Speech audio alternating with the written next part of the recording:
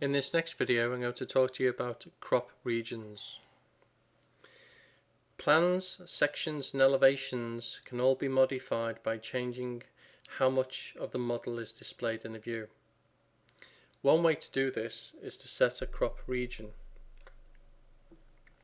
Right, so let's follow this example. So we've got this floor plan here, mechanical floor plan 1, and we want to focus on just this single room here as an example. So to do that, we use some settings in the properties box, and that's these ones here. These three: crop view, crop region, and annotation crop. So what we want to do is we want to click to zoom in on this area and just this and hide everything else. We need to tick both crop view and crop region. Click apply, and now we see this big black box around the entire building. You probably noticed we've got some dotted lines here. Don't worry about this, we'll talk to you about that in another video. It's to do with duplicate views, so we'll talk about that later on. But for now we're just focusing on this black box, this crop view that we're creating. So if we click on the box now, we then get some of these control tabs, these blue dots in this case here. And we just click on it and grab it, and then we can move it around. And as you can see, as we move it, the content to the left or outside of the box sort of disappears, it hides it.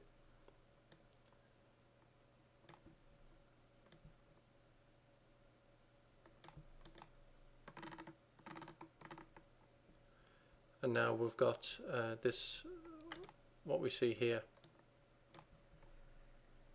Now, because this particular view's got annotative text in it as well, as you can see, even though we've cropped it and we've got this box controlling that, we've got some text, annotative text, and it's showing, but it's outside the box. So why is this happening?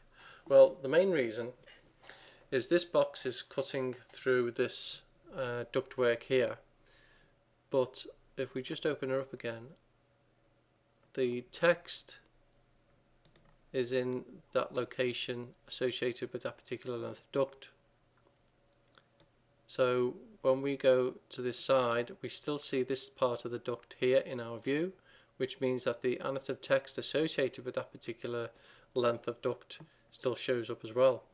This one, the text is already here in this, so it's still within our box.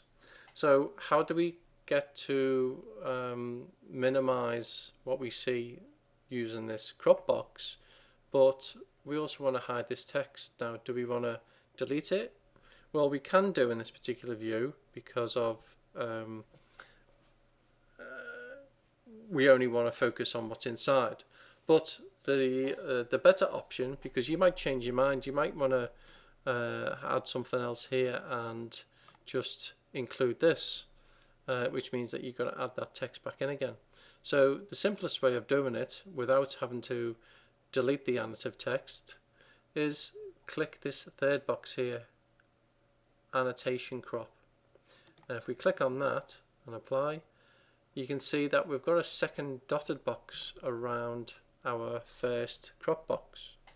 What we can do now is we can then say, well, anything within this outer region is visible, so we'll shrink that down to hide the text.